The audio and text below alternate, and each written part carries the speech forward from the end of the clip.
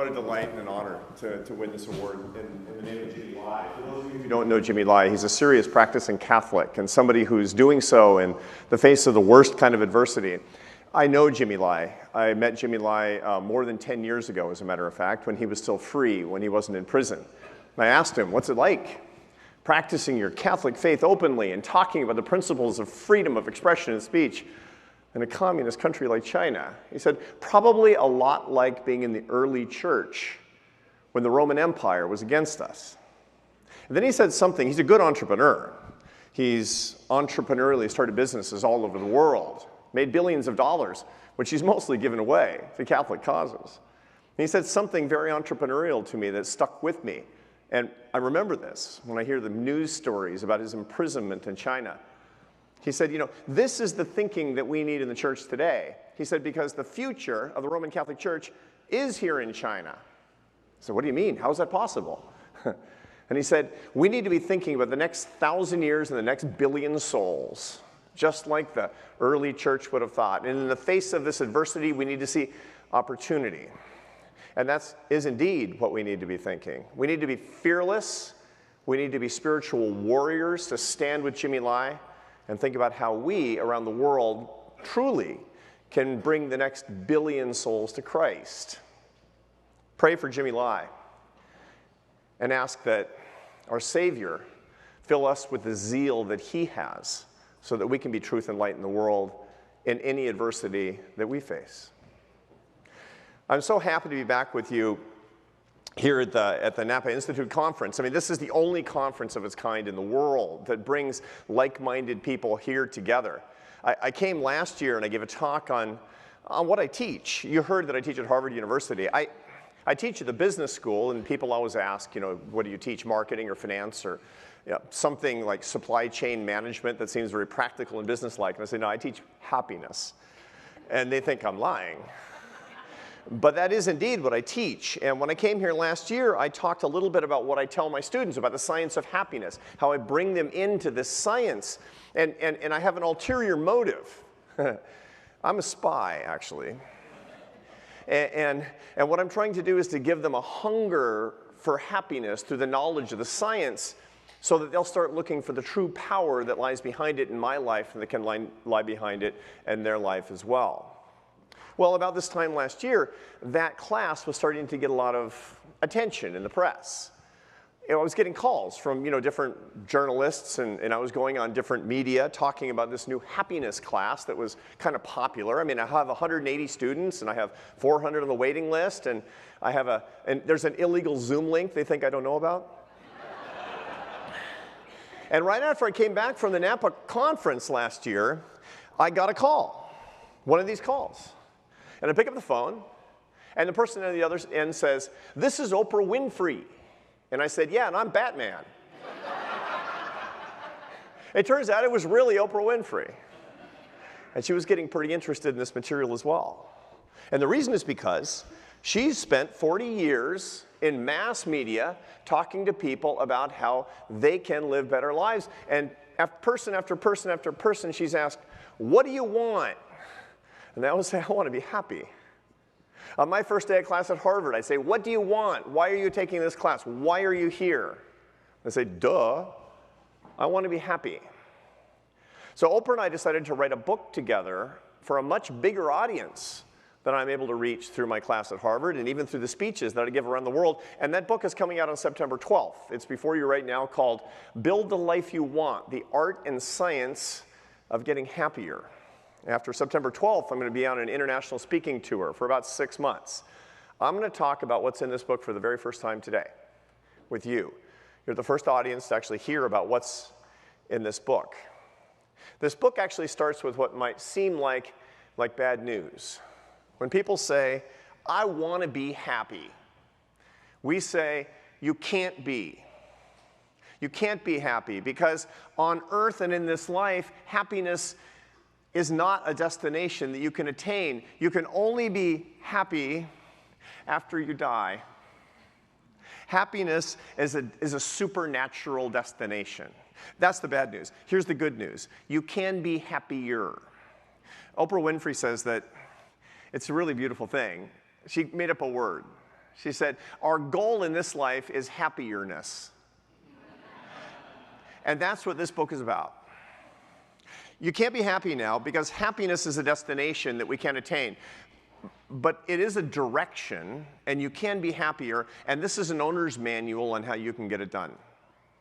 I want to talk to you about the single biggest skill that we all lack, not just as Catholic people, but as human beings, that holds us back from becoming happier, and that is the management of ourselves. I have these incredible students. I have these ambitious students. They're some of the smartest people I've ever met.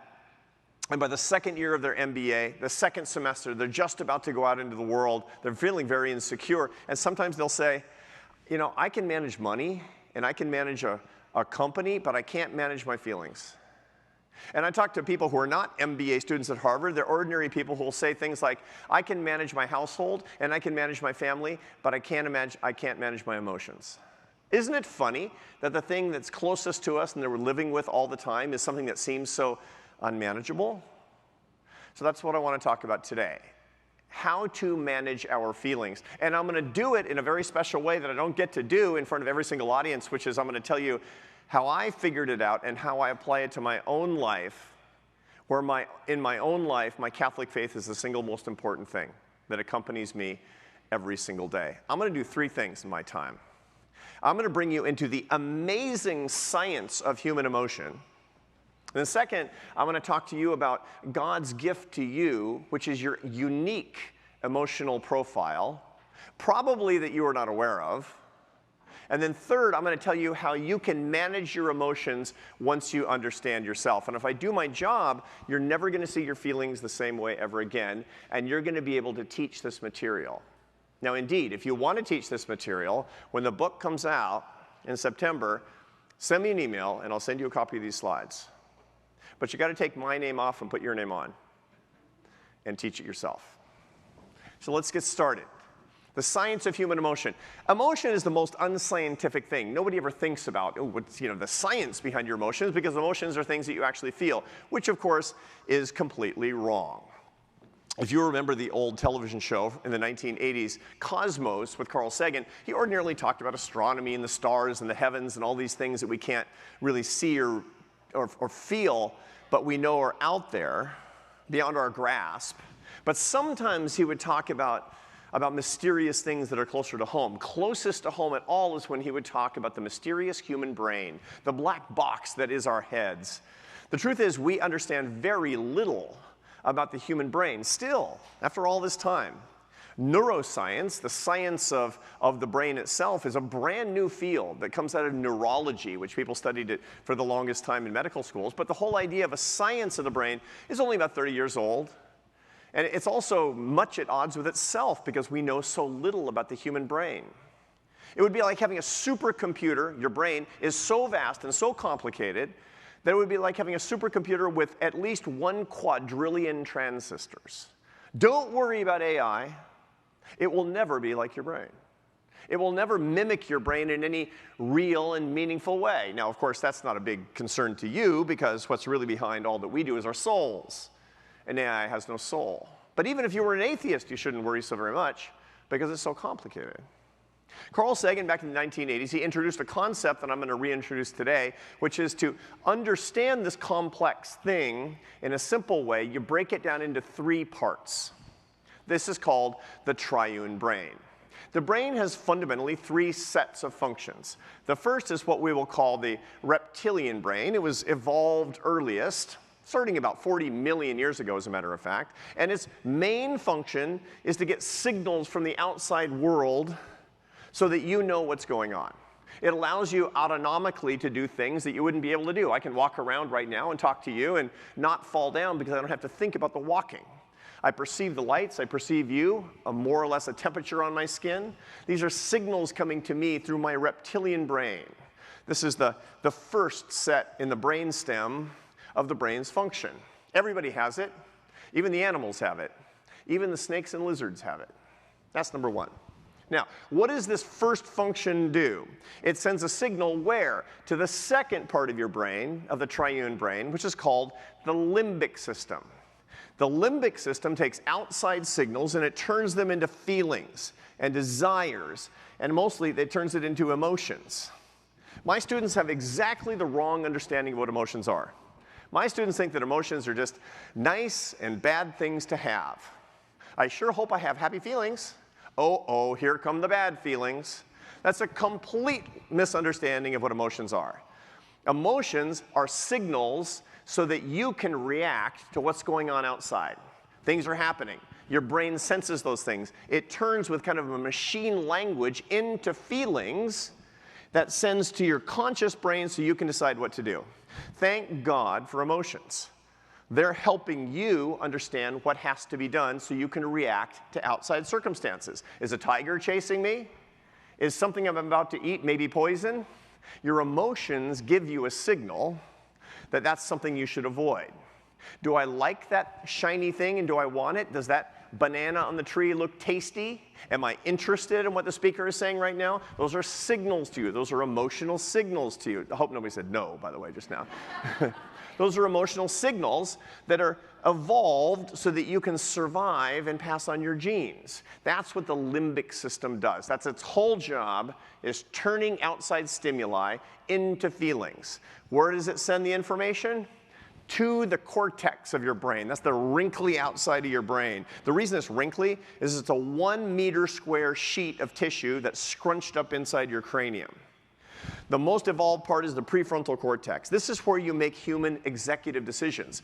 Limbic system emotions are being sent constantly to your prefrontal cortex, and you decide what they mean and how to react. That's an incredible miracle. But let's go back a step to the limbic system, because we need a better relationship with that limbic system, which is keeping us alive. It produces 6 basic emotions. Now, we have lots and lots of emotions. They're mostly complex cocktails of different basic emotions. Here are the 6 ingredients inside your limbic system. They are joy, interest, fear, sadness, anger, and disgust. All the other emotions are mixes of these emotions, as it turns out. And when you think about it, all of these emotions are evolved to keep you alive.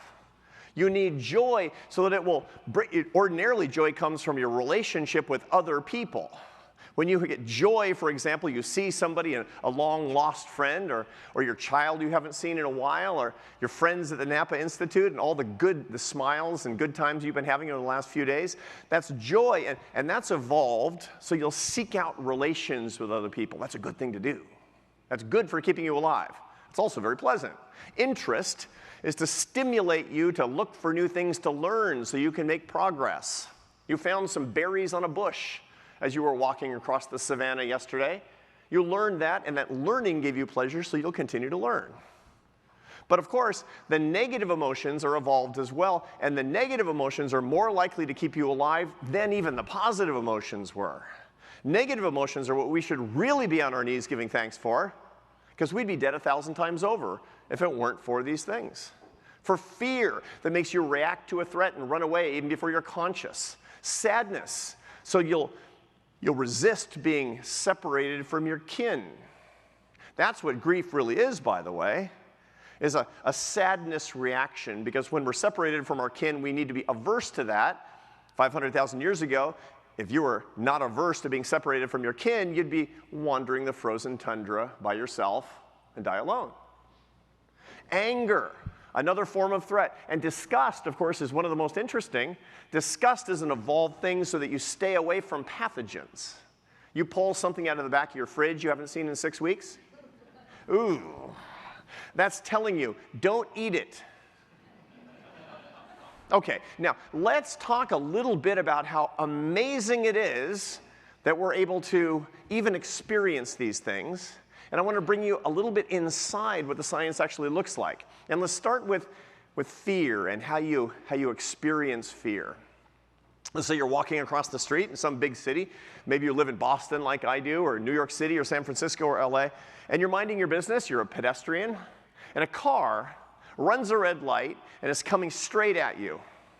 This is more or less what crosses your visual cortex. This actually stimulates it goes through your retina, up your optic nerve, and from there into the visual cortex of your brain in the occipital lobe.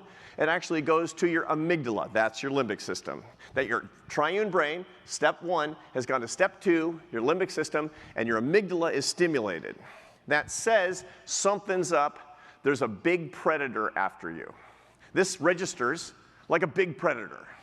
Now, it lights up your amygdala, which goes through a part of your brain called the hypothalamus to your pituitary gland, signaling your adrenal glands, which are right above your kidneys, to start spitting out stress hormones, cortisol, epinephrine, norepinephrine.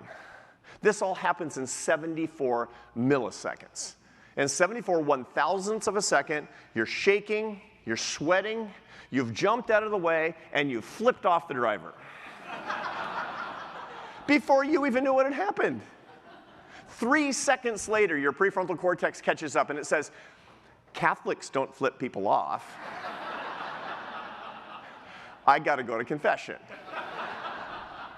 Now, thank God for this. This is amazing. This is your onboard threat system. All of your negative emotions are supposed to do this. When I hear young people say, I got to get rid of these bad feelings, I say, no, these are a gift to you. The question is not, how do I get rid of bad feelings? It's how do I understand them? How do I manage them? How do I turn them into an opportunity? How do I see these as a unique part of who I am? That's really how we should be understanding these so-called negative emotions, which are really lifesavers after all. Let me give you another example. This is an example about sadness. Most people would very much like to avoid sadness, or do they? It's a funny thing that when you're having kind of a blue mood, what kind of music do you turn on? Mariachis, of course, because you want to get rid of the sadness. No. You turn on a sad song. You indulge that sadness a little bit. There's something that kind of feels good in that sadness, isn't it?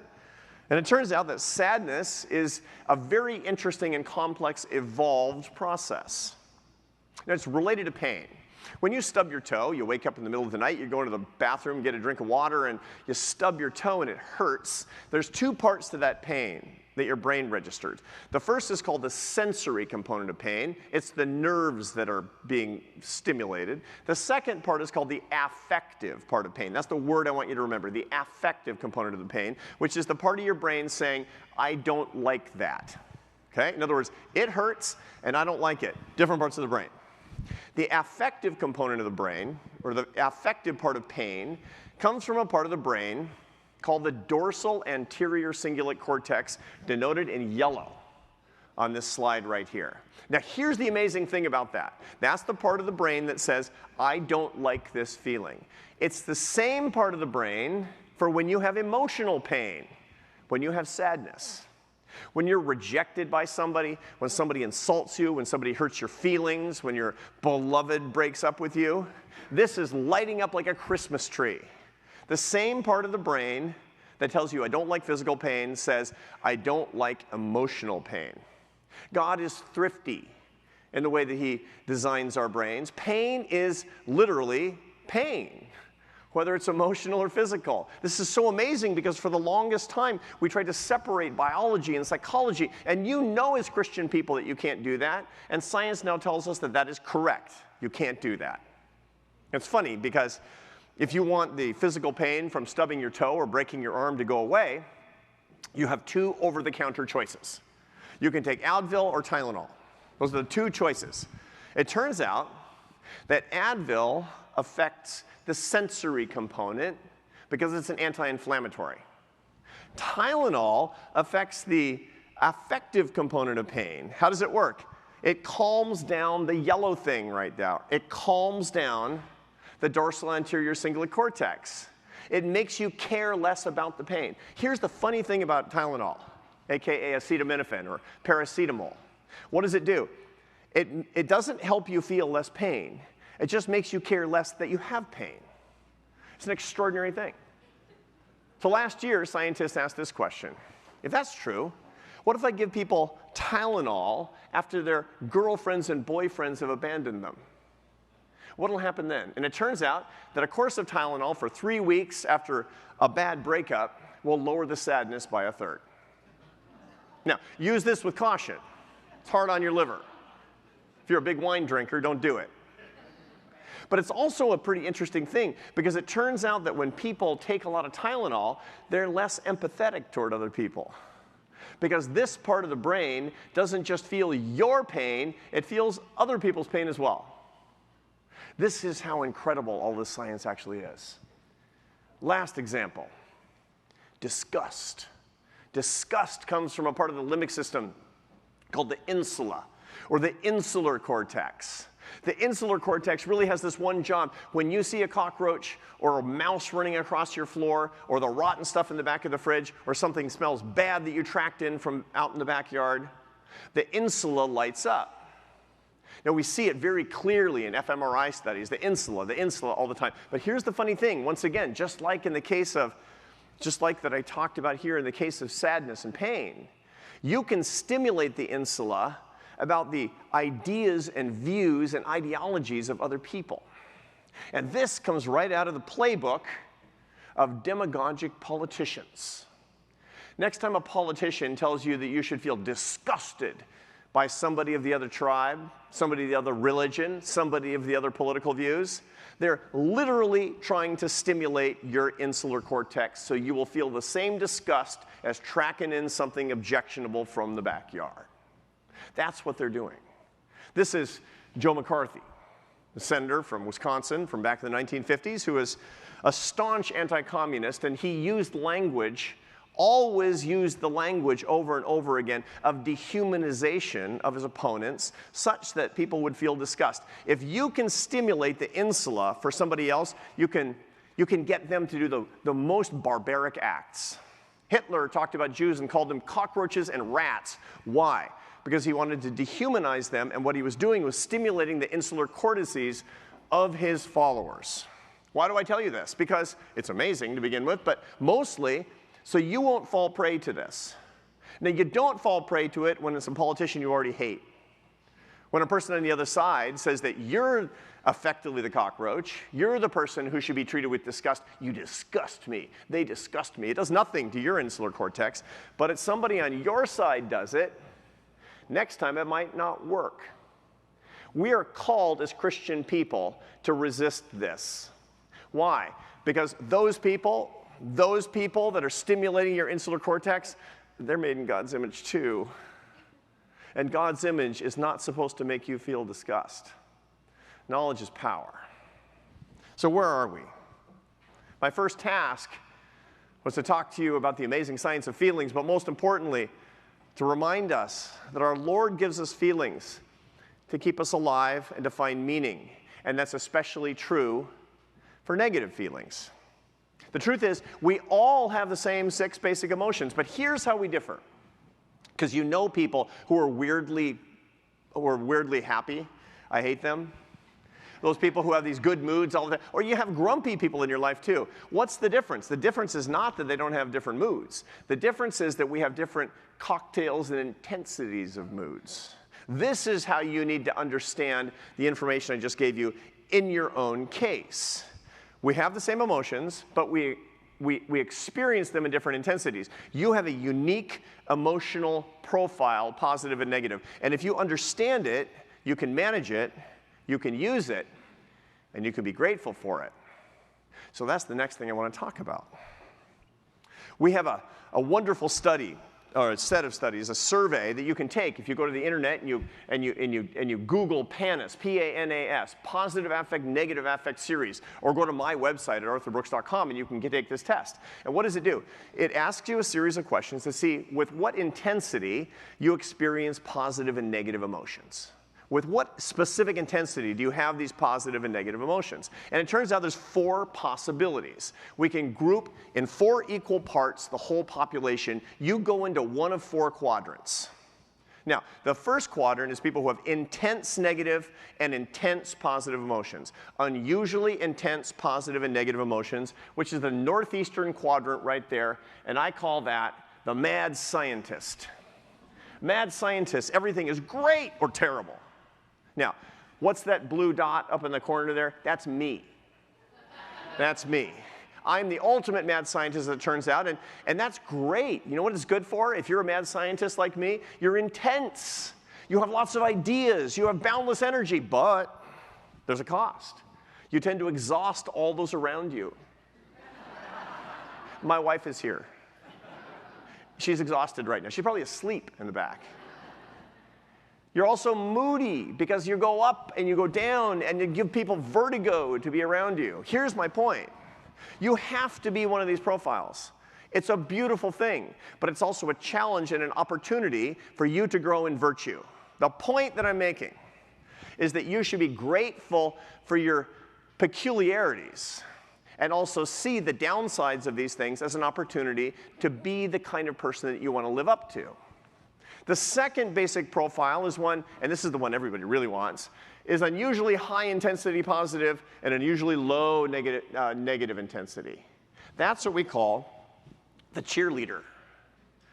Quarter of you are cheerleaders. You feel intensely the good things. You feel mildly the bad things. And boy, this sure is great. Everybody wants to be a cheerleader because it's fun. You're cheerful. Everybody loves it when you show up.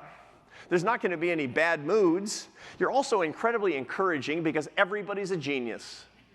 Everybody's beautiful. Everybody's funny to the cheerleader. But once again, you have an opportunity to grow in virtue as well because you've got a dark side. You've got a downside. And to begin with, you hate bad news. You don't want anybody around you who's ever negative. This makes you tend to be a pretty bad chief executive. Why? Because if you don't surround yourself with people who are going to tell you the truth, you're going to be in trouble. Furthermore, you could be a bad boss because you're uncritical and you're unable to give people bad news. You ever had this boss? You're in the office and the boss comes in and says, I just wanted to tell you, you're doing a fantastic job. Really makes your day. But there's that moron in the office next door who's completely incompetent, and you hear the boss next knocking on his door, telling him he's doing a great job. That's the downside of being a cheerleader. Now, you might be the kind of person who is low positive and low negative intensity. That's called the judge. The judge profile is really great at being sober and clear-headed and unflappable. These are people you want to be spies and surgeons. I don't want a surgeon who's going to cut me open and say, "Oh my God." Nah. I want a judge personality who's going to be doing this kind of, and this is great for all kinds of things. But here's a problem. You tend to be unenthusiastic. You're a wet blanket sometimes and kind of aloof. That's your opportunity to grow in virtue. And last but not least, this is the one that people want the least, but this is one of the most beautiful, are people who have intensely negative, but very, very mild positive emotions, which is called the poet. Now, why do I call it that? Because the artistic personality tends to be high in negative emotions and low in positive emotions. This is stimulated by a part of the brain that it does two things. Number one, it makes you ruminate on depressive ideas, and it also makes you ruminate on creative ideas. The same part of the brain helps you to write a symphony or an opera or a poem that makes it impossible for you to get over your bad breakup. That's the poetic sensibility, and it's very creative. You're well aware of threats, you're clear-headed, but you're also melancholic, and you're also negative. Now here's the point. I can find the good in any one of these, and all of you in this room are one of these things. Now maybe you're right in the bullseye. That means you need all of these things, is what it comes down to. But all of us can grow in virtue only when we understand the issues at hand. Know your profile. Love your profile. By the way, look for a complementary profile. My students all the time, they want to find somebody who has a personality just like them because they're all on dating apps. My 20-something students are on the dating apps. And you know what dating apps do? They're very good at finding somebody just like you. My attitudes, my values, my experiences, my background. That's what you find on dating apps, on Match.com, right? It's basically you're trying to date somebody who's more or less your sibling. I told that to my 20-something son, and he said, and I quote, "That's not hot." But it's not just true in dating. Look for your complement. Why? Because those are the people who complete you. If you're willing to see difference as a source of strength. And if you do marry somebody who's the same as you, well then learn how to manage it appropriately. Manage your strengths. Manage your weaknesses. to glorify God, and to lift up others. And this brings me to my third topic, which is how do you manage you? Given all the information that I've talked about in this presentation so far, how do you manage your own emotions? And I'm going to give you the 3 best ways to do so. The first is substitution. The second is metacognition. The third is observation. And if you put these ideas into practice, your emotions will be managed by you and won't manage you anymore. Now, they take work, but I'm also going to give you some suggestions on how to do it, and especially some suggestions as Catholic people on how to do this, so stay tuned. First, substitution. What do I mean by substitution? Choosing the emotion that you want rather than the one that you feel. We all know her. St. Teresa of Calcutta, Mother Teresa. And it was an extraordinary thing. Not long after she passed away, Mother Teresa's private correspondence with her spiritual directors came to light. They were published as letters in a book that many of you read, as did I, called Come Be My Light. And what did they show? They showed, well, as the press would have us understand it, the dark side of Mother Teresa. Mother Teresa was ebullient in public. To know her was to think that she was a cheerleader. But to read her letters, she was a poet. She was literally the opposite personality profile. How is this possible? I'm close friends with her lawyer, Jim Toohey. Many of you know Jim Toohey, who was the president of Ave Maria University for 9 years and now lives in Washington, D.C. Jim Toohey and I go way back. And Jim Toohey was her lawyer. Mother Teresa had a lawyer. Apparently, she liked to sue people. I don't know. It was... And Jim Toohey said he never saw the poet, but he read the book.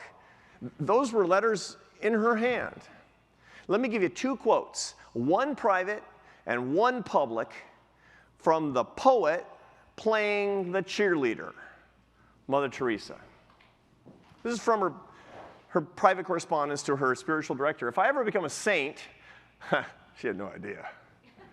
I will surely be one of darkness. I will continually be absent from heaven. Why? Because she went 50 years without the slightest feeling of a connection to God. She believed that God had left her and didn't love her. She said this in letter after letter after letter after letter. What did she say in public? At about probably the same year she wrote this, she gave a speech in which she said, "Let us always meet each other with a smile, for the smile is the beginning of love."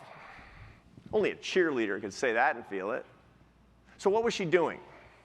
Now that's not falseness. This is not inauthenticity. This is emotional substitution.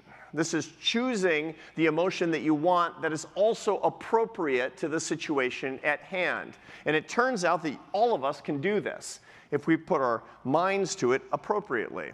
I have a friend that I correspond with a lot. Some of you may know Rainn Wilson, who, if you watch the old sitcom The Office, he was Dwight on The Office. He's a deeply religious guy and a friend, a good friend at this point. And he told me one time that he's so prone to melancholy, he's such a poet, that he substitutes his sadness with jokes. And I said, is this common? He said, we all do it. And I looked into it, and sure enough, most professional comedians suffer from clinical depression. What's the deal with that? Emotional substitution is what that's all about. Why? Because joking is appropriate when you feel sadness, because actually what you're feeling sad about is pretty funny most of the time. Just got to look for it. Resentment. We're all resentful all the time. But you know, there's a side to what's going on that you could focus on instead. We have a negativity bias about all the things that are going on around us, but that means we're not looking at the other things that are happening to us that we should be focused on and grateful for. You can consciously choose gratitude when you feel resentment, but you have to do it on purpose. I assign my students gratitude lists. They have to start every Sunday night. They have to write down the 5 things they're most grateful for in their lives, study the list for 5 minutes every night, update it every Sunday, and after 10 weeks on average, they're 25% happier than they were at the beginning of the semester. This is the choice of gratitude over resentment. And last but not least, you feel pessimism. It's easy to do. I'm not going to ask you to feel optimism, because that's the actual opposite and doesn't make sense. I'm going to ask you to practice the theological virtue of hope. Some of you came to my wife's presentation yesterday here on the virtue of hope. Hope isn't, I'm pretty sure everything's going to turn out okay. Hope is something can be done, and with God's help, I can do it. You can choose hope when you feel pessimism. But once again, you have to make this choice. The data, the studies, the research shows that people who are conscious about trying to use emotional substitution are successful in doing so and change their lives. Now, it's not easy, is it? It isn't easy. It's really hard for me sometimes. So I ask for help. And who do I ask for help? Mother Teresa. So here's our prayer when you want a better emotion. Saint Teresa of Calcutta, pray for us. The second technique is metacognition. This is Saint Boethius, Saint Severinus Boethius, who in the year 524 was on death row.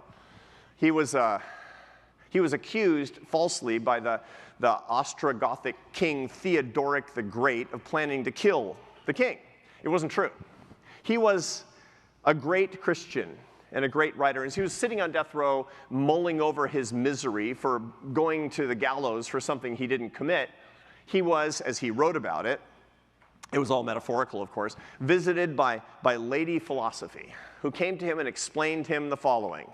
She said to him, "So true is it that nothing is wretched, but thinking makes it so, and conversely every lot is happy and born of equanimity." Forget it. What is he saying? He's saying, you get the emotions that are delivered to you, but you get to choose your reactions. Think about this. Here's basically how it works. Your emotions come from your limbic system. I talked about that earlier.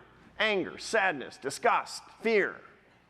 And they go to your prefrontal cortex. And in your prefrontal cortex, you decide what to do with those emotions. Now, not everybody's very good at that. You've ever met somebody who's a reactive person? A reactive person is a limbic person. They take as given all these emotions from their limbic system. Kids can't do this, by the way. So when you've got a 4-year-old who's freaking out because you didn't cut the crusts off the sandwich, and you say, they're screaming, you say, use your words. You're saying, be metacognitive. Describe what you're feeling. Use your prefrontal cortex. The problem is we don't do it. When my students say, I sure hope I feel better tomorrow, they're being limbic animals. No. What they need is to feel those things, figure out what they mean, decide what they mean, just like Lady Philosophy told Saint Boethius. How do you do it? There's a lot of ways to do this. Here's one, prayer. Pray about the things that you're actually feeling, because prayer is a dialogue that's occurring in the prefrontal cortex of your brain in reaction to what you're feeling in your limbic system. You are studying you in a conversation with God. How else? Journaling. You can't write something down saying, I'm feeling very sad today because this and this and this and this happened. You're actually analyzing yourself and moving the experience of your emotions into your prefrontal cortex. And in so doing, deciding on your reactions. You'll notice that when you feel horrible about something, it's kind of like a phantasm bouncing around your brain. If you actually write it down, you always feel better because now you're in control through metacognition. Therapy. Therapy is supposed to do this as well. Now, of course, in modern life, therapy usually makes things worse. And part of the reason is because it's in the hands of people we can't trust. So I recommend you go to a therapist that's been licensed by the Divine Mercy University, run by the Legion. And if you do that, then you'll actually learn how to mix prayer with your therapy. But the whole point is this.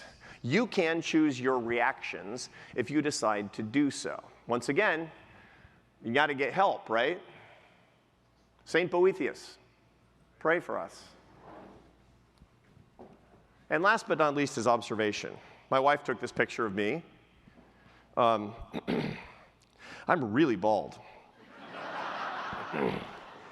Now, in noticing that I'm really bald, I have committed a problematic emotional reaction to this. See, it turns out that philosophers notice, and as have psychologists, that we're really two people. Each one of us is two people. These are called the I self and the me self. The I self is me as object looking out into the world, experiencing the world, being grateful and enjoying the world. The me self is me thinking about me. So that's me in the mirror looking back at me. It's a very complicated thing. No other animal can do that. The dog can't do that. The seagull can't do that.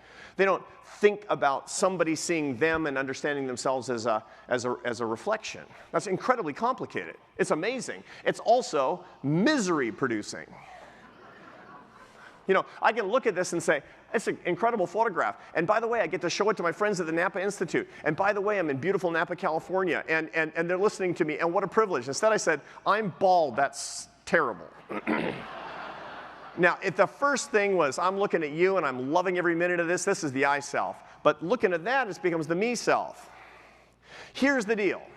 We need to do more I self and less me self if we want to get happier. There's a lot of research on this, but I'm going to cut right to how you get it done. Now, the I self looks at something like this that we've all seen in real life, St. Peter's, of course. And we look at its majesty, and we consider its history, and we consider the impact that it's having on our living, breathing faith all the time. You can turn that and ruin that and turn that into the me self. You want to know how? Take a picture of yourself in front of it. And it's funny because it turns out that I've actually done research on what selfies do to you. Taking pictures of your vacation that include you will literally lower your experience, your memory of your vacation by 20% and your enjoyment of your vacation by 16%. The I self, take your I self on vacation by leaving your camera at home so that you can't actually turn it into me self. Here are the big ways to get this done. Number one, get rid of your mirrors. Now, you might be literal about this, by the way. I have this friend who is a fitness influencer. You know what that is? This is somebody who takes off his clothes on social media. Yeah, I know it's weird, right? But, you know, turns out a lot of people it's a living. And he was also a trainer and a fitness model and just ripped to the gills. This guy was just really chiseled. And he realized he never ate anything he liked, and he wasn't happy, and he was just miserable about his life. But he didn't know what to do, so here's what he did. He found this out independently. He's kind of wise. He literally got every mirror out of his house, threw them all away. Then he started showering in the dark so he couldn't see his own body. He did this for a year, and now he's happy. Are you up for that? See, nobody cares what you look like. You don't care that I'm bald. I'm the only one who cares that I'm bald. I got to get rid of the mirrors. Now, there's real mirrors, there's virtual mirrors. Social media is an enormous mirror. People are looking at themselves, at how other people are looking at them all day long. That's why your teenagers are depressed. That's why they're comparing themselves to others all the time. Me self, me self, me self. Turn off, break the mirror, throw the mirror away. Anything that refers you to you has got to go. That's one. Two, Matthew 7:1. Now, if this were a Protestant crowd, you'd all know it. We outsource all this stuff to professionals, right? You know, this is not mixed company. Come on, you know. Judge not, lest ye be judged. That's Matthew 7:1, right? And it's so true, isn't it? You might think that judging other things is the ultimate I self, the observation. No, no, no, no. Imagine making everything that you see about me. Instead of, this coffee's kind of bitter. You say, this coffee's awful and I don't like it. That's the pure me self. Try going for just an hour without judging things. You know, instead of saying, it's raining, I hate the rain, say, it's raining today. Instead of saying, oh, the traffic again in Boston, I can't stand the traffic in Boston, say, there's a lot of traffic today. Try doing that for an hour. This puts you into the I self state. Your life gets better. And last but not least, here's the really big one. Start looking in awe at this incredible world. You know, when you go out of this, I'm sure you've done it since you've been here in Napa, such a beautiful place. Do it more.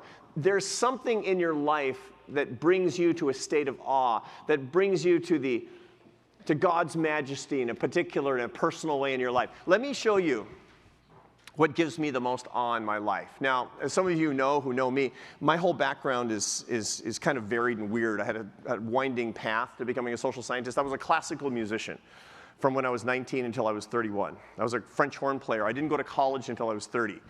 My parents called that my gap decade. And when I was a classical musician, my favorite composer was Johann Sebastian Bach, known sometimes as the fifth evangelist for his love of the Lord and for his incredible liturgical music. Bach was asked near the end of his life why he wrote music. And he said, the aim and final end of all music is nothing less than the glorification of God and the enjoyment of man. When I want to find awe and get into the isself state, I'm going to give you 90 seconds to enjoy what brings me the greatest awe in my life, which is Bach's most famous chorale from his Cantata 147, Jesu Joy of Man's Desiring.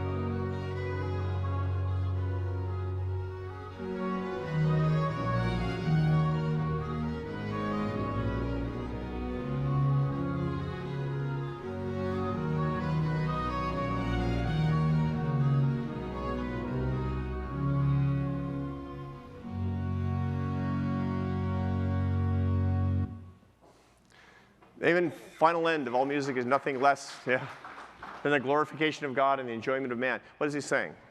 He's saying that the whole point of the Christian life is love. Love of God and the love of everybody. And to express that love in what you're doing with everything you do every day. And that, my friends, is the only thing you really need to remember from everything that I've said today. This is the meta rule for you to manage yourself and to live the happiest life. St. Therese of Lisieux, her most famous quote, in every moment, follow the path of love. If you do this, if you think about this, what is the path of love? You get all of the other parts for free. Let me give you an example. Substitution. When you feel fear and anger and love and sadness, substitute love. When you're confronted with hate, react with love. When you want to be loved more than anything else, love someone else. This is the meta rule because this is God's law and God's promise and God's opportunity and the privilege that he puts for us in our life. But you know, it's hard, isn't it? It's hard because we're taught not to do this. The culture tells us not to do this. Our Mother Nature tells us not to do this because she does not care if we follow the divine path. God wants us to choose that ourselves. And so, when it comes to love, if only it were the most natural thing, it would be the easiest thing and I wouldn't have to write this book in the first place. But since it doesn't come naturally, God wants us to ask for help. And so for more love in our lives, I guess, St. Therese of Lisieux, pray for us.